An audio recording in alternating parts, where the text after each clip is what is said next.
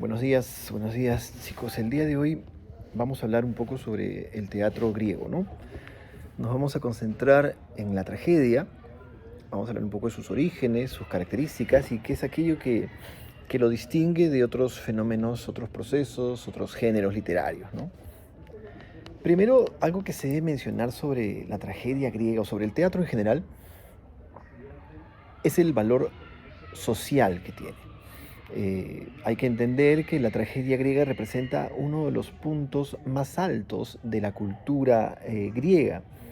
Se da en el 536, 535 a.C., lo que se nos indica que es una época de esplendor, de luz, de claridad.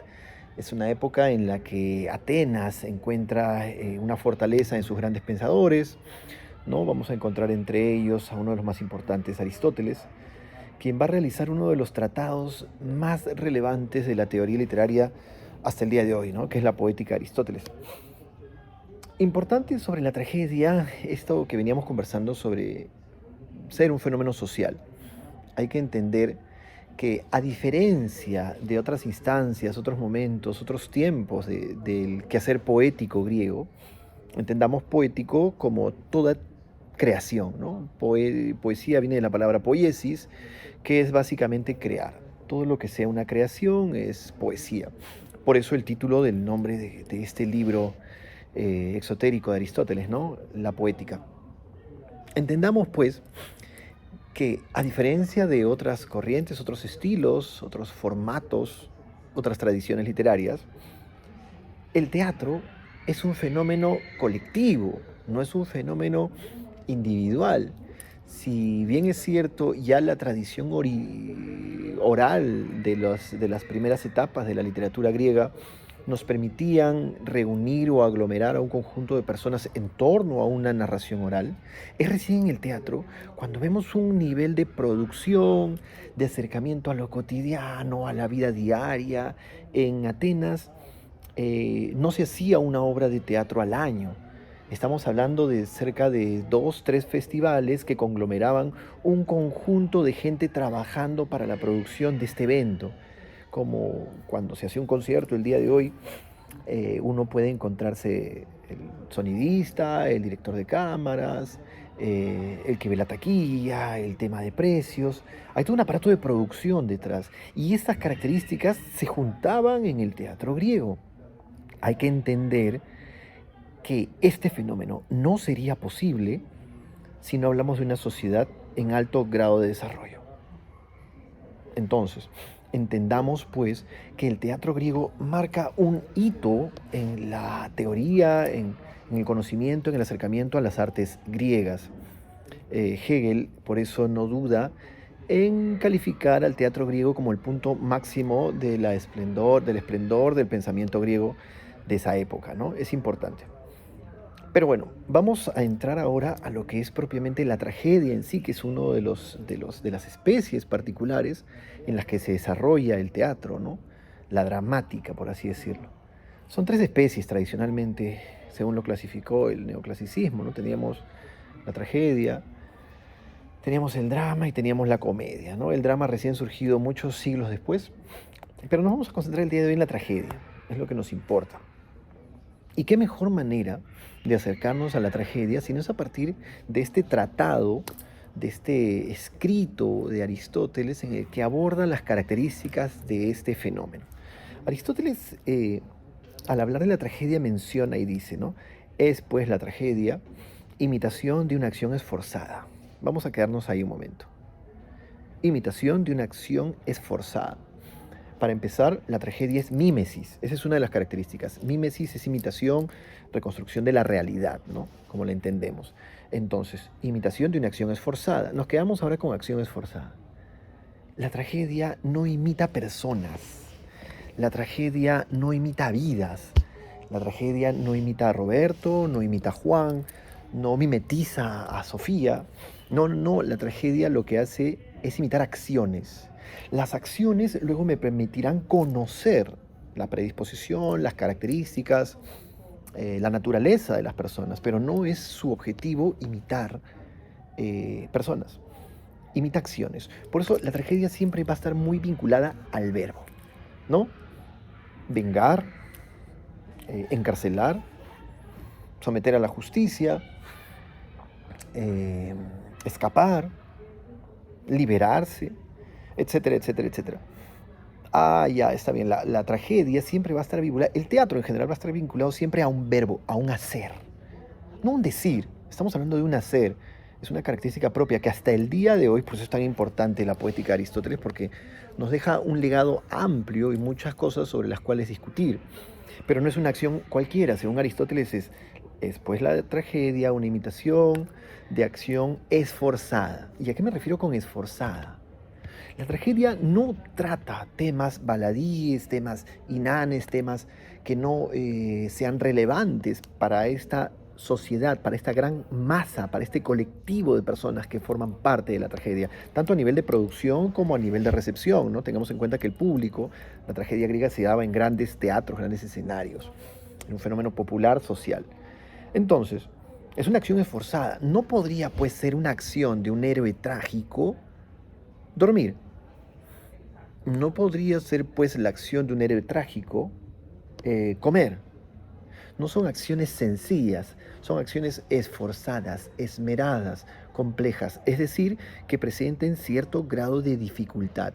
Cuando revises tus obras dramáticas, tus obras trágicas, digas, piensa, ¿y cuál es la acción de mi personaje? Y no puede ser contar. No, no, no.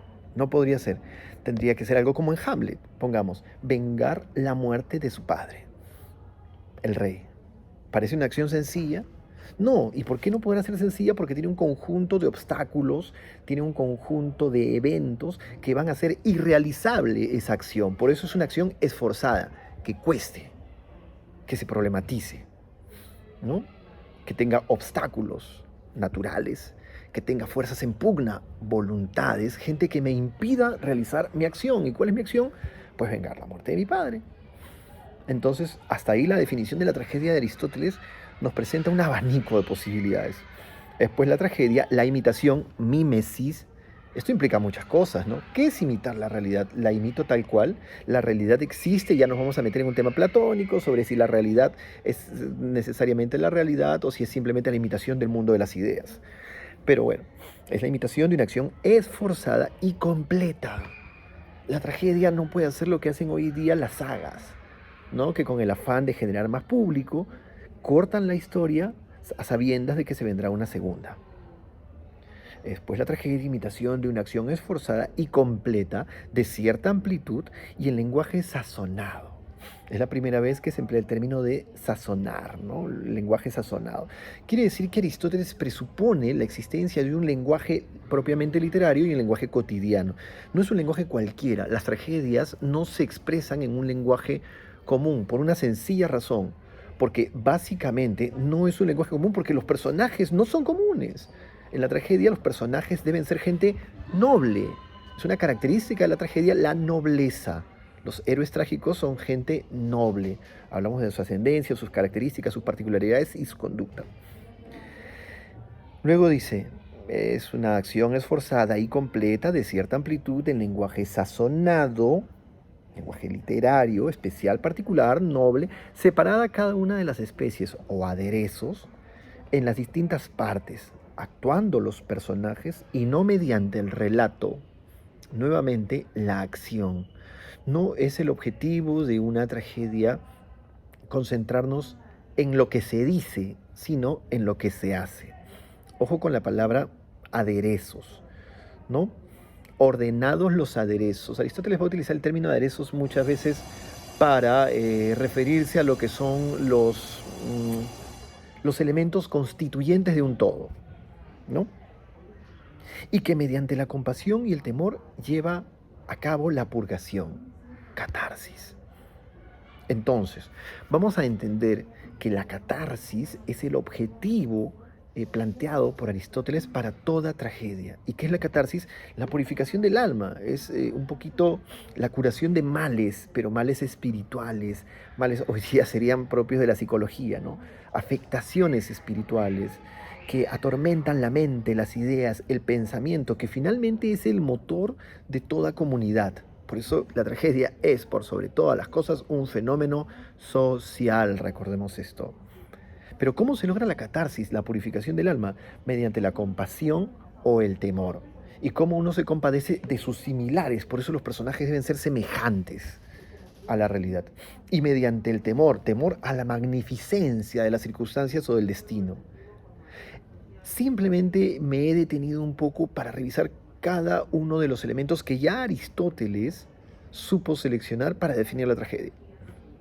Y creo que es una definición muy, muy completa, la de la poética de Aristóteles, que nos alimenta hasta el día de hoy, ¿no? Entonces, si hacemos un repaso, vamos a entender la importancia social del teatro, el momento cumbre en el que este se desarrolla, estamos en el 535, 536, 534 antes de Cristo.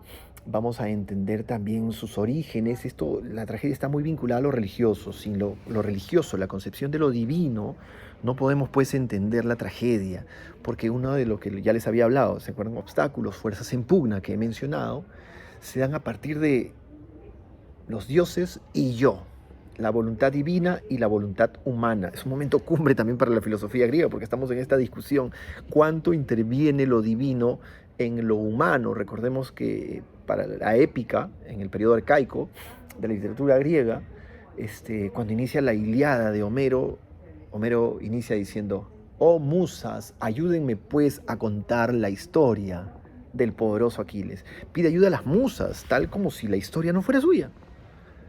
Entonces la intervención divina forma parte de la construcción literaria, de la teoría literaria, ¿no? Los dioses podrían formar parte de un conversatorio, un simposio de literatura, en este sentido. Vamos a ver que la ate o la intervención divina es un elemento constituyente de todo lo que va a ser la construcción poética, ¿no? Ellos tenían una teoría muy, muy particular sobre el aliento divino, ¿no? Los átomos ígneos que se transmitían a través del... Los dioses te transmitían su aliento, las musas te transmitían su aliento. Entonces de ahí viene hasta el día de hoy la palabra estoy inspirado. Porque me ha tocado un dios, porque me ha respirado un dios.